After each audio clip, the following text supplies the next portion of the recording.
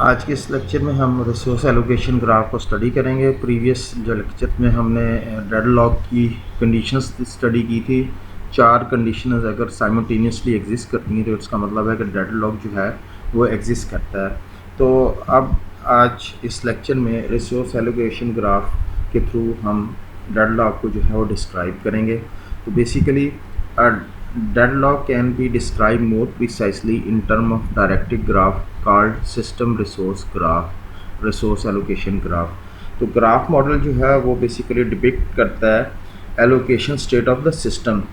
एक graph model जो है वो बताता है एलोकेशन या डिस्क्राइब करता है allocation state class of system कि एक प्रोसेस जो है उसने रिक्वेस्ट की है और जो है use exactly one resource unit of each resource class.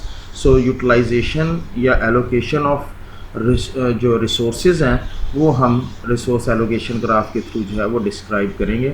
So basically graph model जो है, this graph consist of set of vertices v and set of edges e। तो एलोकेशन ग्राफ जो है इसके 2 नोड्स होते हैं। बेसिकली एक नोड्स जो है वो प्रोसेस होते हैं और दूसरे जो नोड्स हैं वो रिसोर्सेज पर मुश्तमिल होते हैं। The set of vertices v is partition into 2 different types of nodes p1, p2, pn। The set consisting of all the active process in a system and resources R1, R2 and Rm। The set consisting of all resources type in the system। जैसे कि अभी मैं बता चुका हूँ कि basically ये जो ग्राफ होता है 2 तरह के नोड्स पर मुश्तमिल होता है। एक नोड्स जो है वो प्रोसेस के ऊपर मुश्तमिल होते हैं और दूसरा जो नोड्स होते हैं दैट कंसिस्ट ऑफ रिसोर्सेज के ऊपर मुश्तमिल होता है।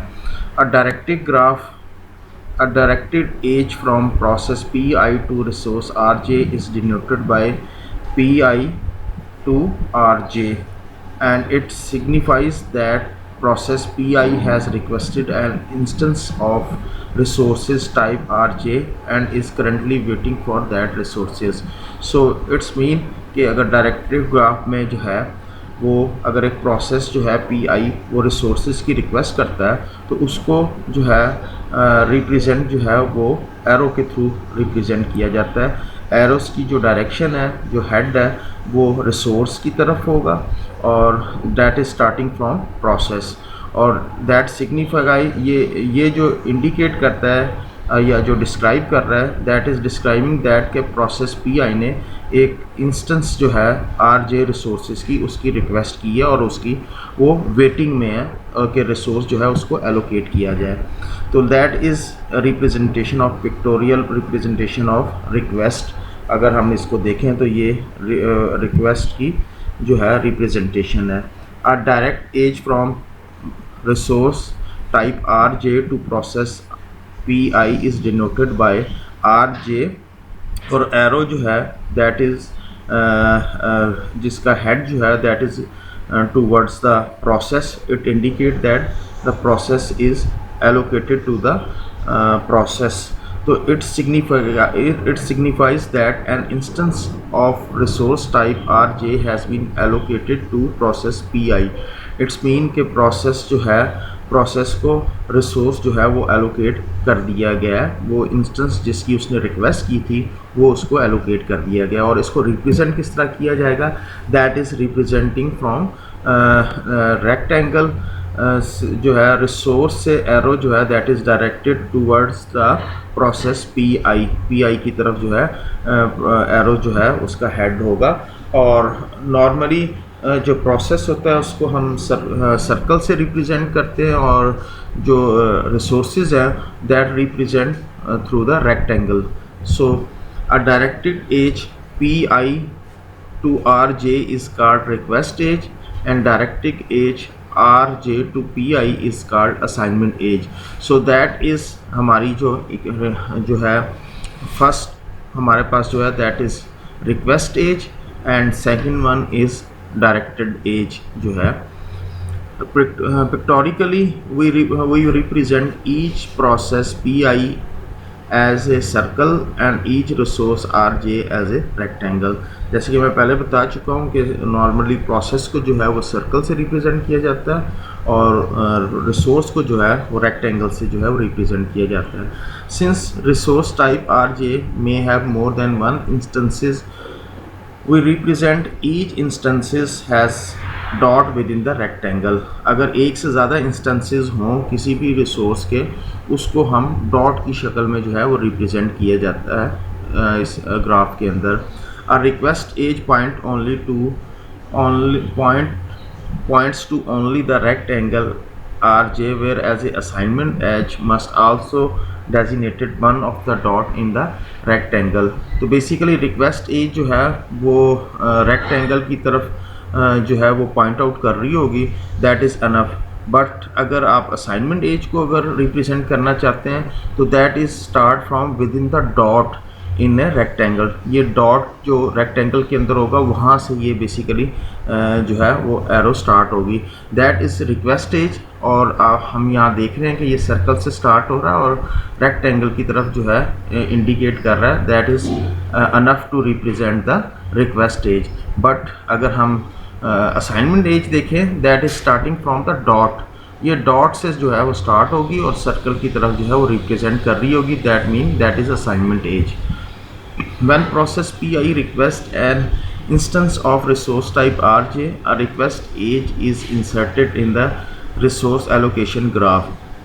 जैसे ही प्रोसेस जो है वो रिक्वेस्ट करेगा किसी भी रिसोर्स की, रिसोर्स Rj की इंस्टेंस की, रिक्वेस्ट एज जो है वो ग्राफ के अंदर इंसर्ट कर दी जाएगी, जस्ट लाइक दैट। और अगर हम when this request can be fulfilled, the request age is instantly transfer to the assignment edge. और अगर ये रिक्वेस्ट जो की हुई है ये ट्रांसफॉर्म हो जाएगी into the assignment edge, so that will be converted into assignment edge, और ये फ़ौरन असाइनमेंट एज में जो है वो कन्वर्ट हो जाएगी।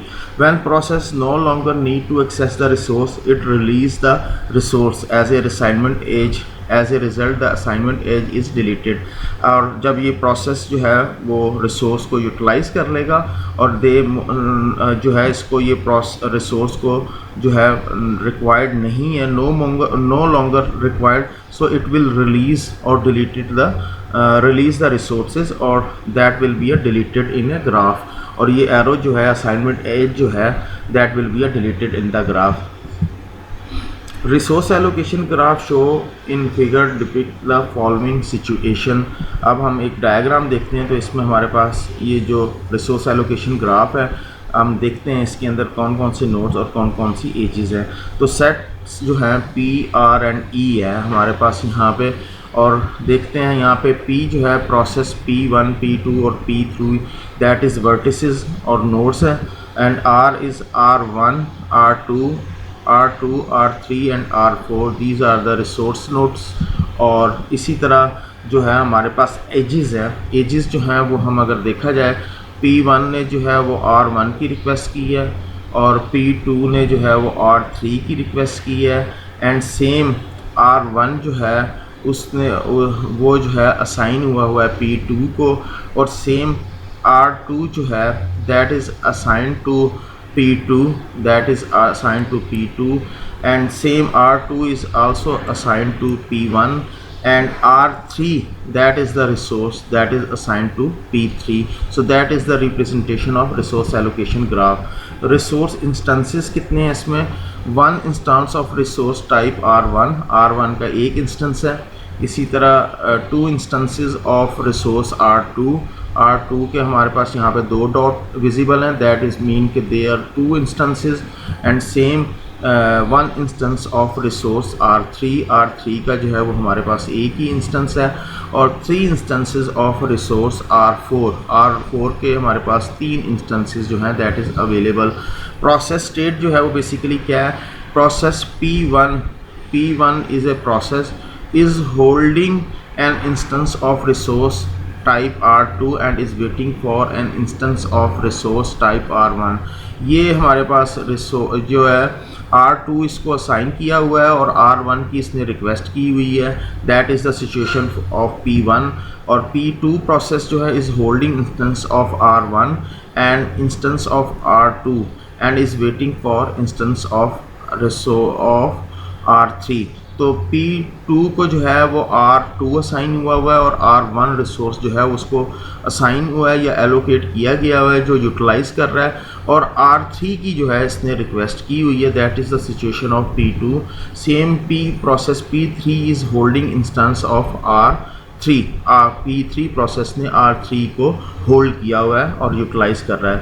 तो definition of resource allocation graph, it can be shown that if the graph contain no cycles, there no process in the system is deadlock. If graph does contain cycle, that deadlock may exist. अगर एक जो है graph उसके अंदर अगर cycle मौजूद नहीं है तो इसका मतलब है वो डेडलॉक में नहीं है। और अगर उस ग्राफ के अंदर कहीं पे साइकिल मौजूद है तो इसका मतलब है कि वो सिस्टम जो है उसके अंदर डेडलॉक एग्जिस्ट करता है। साइकिल क्या होता है इसको अभी हम आगे देखते हैं, एक्सप्लेन करते हैं। Graph does contain a cycle then deadlock may exist. If each resource type has exactly one instance, then cycle implies that a deadlock has occurred. If cycle involves only set of resource types, each of which has only single instance, the deadlock has occurred. अगर cycle मौजूद है तो उसका मतलब है कि deadlock उस graph के अंदर या उस सिस्टम के अंदर जो है डेडलॉक मौजूद है। और अगर साइकिल मौजूद नहीं है तो इसका मतलब है कि डेडलॉक मौजूद नहीं है। और अगर एक इंस्टांस का सिस्टम है और हर रिसोर्सेज की एक से इंस्टांसेस हैं तो फिर जो है डेफिनेटली वहाँ पे अगर साइकिल मौजूद है तो डेडलॉक होगा। और अगर मल्टीपल इंस्टांसेस ऑफ रिसोर्सेज है तो वहाँ साइकिल है तो चांसेस हैं डेडलॉक के, पर पॉसिबिलिटी है लेकिन कंफर्म नहीं है कि डेडलॉक होगा। So each process involved in the cycle is deadlock. In this case, cycle in the graph is both necessary and sufficient condition for the existence of deadlock. तो हर process जो है वो इस साइकिल के अंदर डेडलॉक में होगा और साइकिल जो ग्राफ में मौजूद होगा वो जो ज़रूरी और अहम कंडीशन जो है डेडलॉक के लिए होनी चाहिए वो इस ग्राफ के अंदर मौजूद होंगी। दैट्स मीन कि डेडलॉक जो है वो एग्जिस्ट करता है। If each resource type has several instances then a cycle does not necessarily imply that कि deadlock has occurred. In this case a cycle in the graph is necessary but not sufficient condition for the existence of deadlock. तो second जो हमारे पास situation या scenario है वो ये है कि अगर रिसोर्स टाइप्स की एक से ज़्यादा इंस्टांसेस हैं हर रिसोर्स टाइप की और साइकिल जो है वो मौजूद है तो इट डजंट मीन ये नेसेसरी नहीं है कि डेडलॉक वहाँ पे होगा। इन दिस केस जो है इस सूरत में साइकिल इन द ग्राफ जो है वो लाजमी नहीं कि वो तमाम सफिशिएंट कंडीशन वहाँ पे मौजूद हो जो कि एक डेडलॉक के लिए होनी चाहिए। जो कंडीशन जो हम प्रीवियस जो लेक्चर्स है उसके अंदर हमने स्टडी की थी कि कौन कौन सी 4 कंडीशन जो हैं वो होनी चाहिए किसी भी सिस्टम के लिए अगर वो डेडलॉक में हो। तो इसका मतलब है कि अगर रिसोर्स जो है उसके सेवरल इंस्टांसेस हैं किसी रिसोर्स के तो वहाँ पे डेडलॉक अगर साइकिल मौजूद भी है उस सिस्टम के अंदर उस ग्राफ के अंदर अगर जो है वो साइकिल है दैन डजंट मीन कि वो सिस्टम जो है वो डेडलॉक में है।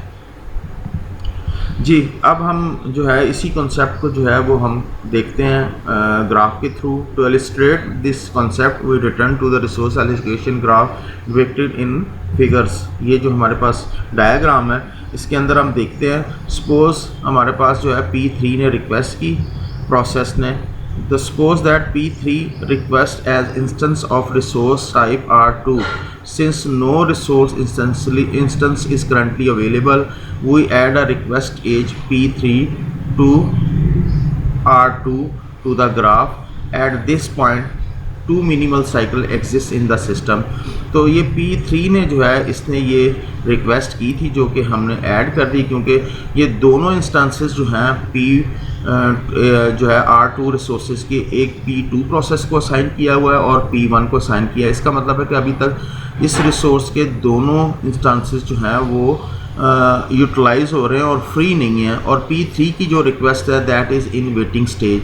तो इस सूरत में हमारे पास दो जो हैं साइकिल मौजूद है। अब दो साइकिल या साइकिल जो है वो किस तरह मौजूद हैं, P1 से R1 एंड देन R1 से P2 एंड P2 से R3 और R3 से P3 एंड P3 से R2 एंड R2 से P1। So that is one cycle. ये एक साइकिल यहाँ पे एग्जिस्ट करता है। इसी तरह यहाँ पे एक दूसरा साइकिल भी एग्जिस्ट करता है, P2 से R3 एंड R3 से P3 एंड P3 से P2 एंड P2 से जो है P3 से R2 और R2 से P2। So that is also one cycle जो कि यहाँ पे मौजूद है। देखा जाए तो यहाँ पे दो साइकिल जो है वो एग्जिस्ट करते हैं। तो basically process P1, P2 and P3 are deadlock. दो साइकिल मौजूद हैं और इसका मतलब है कि ये जो ग्राफ है ये रिप्रेजेंट कर रहा है resource allocation graph. There is a deadlock. Process P2 is waiting for the resource R3। P2 जो है वो वेट कर रहा है R3 का, which is held by process P3 जो कि P3 के पास मौजूद है। And P3 is waiting for either process P1 और P2 release the resource R2। तो P3 ने रिक्वेस्ट की हुई है रिसोर्स की जो कि बेसिकली P2 ने होल्ड किया हुआ है और P1 ने होल्ड किया हुआ है, जो कि वेट कर रहा है कि ये रिलीज़ करें। So in addition P1 is waiting for resource P2 to release the resource R1।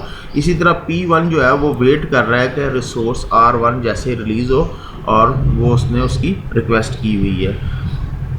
तो now consider the resource allocation graph in following figure. In this example we have cycle. So P1 to R1, R1 to P3 and P3 to R2 and P1. So there is also हमारे पास resource allocation graph है with cycle, लेकिन इसमें deadlock नहीं है। Deadlock कैसे नहीं है अभी हम देखते हैं यहाँ पे। तो ये हमारे पास साइकिल है जिसमें हमारे पास जो है P1 ने R1 से P3 और P3 ने रिक्वेस्ट की हुई है R2 की, और R2 जो है उसका एक इंस्टेंस P1 के पास है और एक इंस्टेंस P4 के पास है। P3 को जो है वो वेट करना पड़ेगा जब तक कि दोनों रिसोर्सेज जो हैं वो अवेलेबल ना हो। इसी तरह P1 को जो है उसने रिक्वेस्ट R1 की है और उसके दो इंस्टेंसेज हैं जो कि P2 और P3 को असाइन किए गए हैं। So however there is no deadlock. फिर भी यहाँ पे साइकिल मौजूद है बट डेडलॉक नहीं है। ऑब्जर्व दैट प्रोसेस P4 में release it's instances of resource type R2। P4 जो है वो अपनी एग्जीक्यूशन को कंप्लीट कर पाएगा क्योंकि उसको जो रिसोर्स रिक्वायर्ड है वो उसके पास मौजूद है, उसको फर्दर कोई रिसोर्स रिक्वायर्ड नहीं है। इट्स मीन कि P4 अपनी एग्जीक्यूशन कंप्लीट करके जैसे ही इसको रिलीज़ करेगा रिसोर्स को, तो ये जो है the resource that can be allocated to P3 breaking the cycle, और ये फ़ौरन जो है P3 को असाइन कर दिया जाएगा। In summary, if resource allocation graph does not have a cycle then the system is not in a deadlock state. इसका मतलब है कि अगर रिसोर्स एलोकेशन ग्राफ के अंदर साइकिल मौजूद नहीं है तो सिस्टम जो है वो डेडलॉक स्टेट में नहीं है। तो if there is a cycle the system may or may not be in deadlock state. Cycle अगर मौजूद है तो चांसेस हैं कि वो डेडलॉक में हो सकता है और ये भी चांसेस है वो डेडलॉक स्टेट में नहीं हो सकता। सो ये रिसोर्स जो है अब इसको P3 को एलोकेट कर दिया गया। अब P3 के पास भी तमाम रिसोर्सेज अवेलेबल हैं और वो अपनी एग्जीक्यूशन कंप्लीट करेगा। जैसे ही वो अपनी एग्जीक्यूशन कंप्लीट करके रिसोर्स को रिलीज़ करेगा वो P1 को असाइन कर दिया जाएगा। So no cycle, no deadlock. If cycle and one instances पर रिसोर्स टाइप द डेडलॉक, और फिर डेडलॉक होगा। और if cycle and multiple instances पर resource type possibility of deadlock, तो चांसेस हैं डेडलॉक के, लेकिन लाजमी नहीं कि वो सिस्टम डेडलॉक में होगा। तो साइकिल है और एक इंस्टेंसेस हैं फिर तो डेडलॉक है, और अगर मल्टीपल इंस्टेंसेस हैं और साइकिल है तो पॉसिबिलिटी चांस है। So that is resource allocation graph.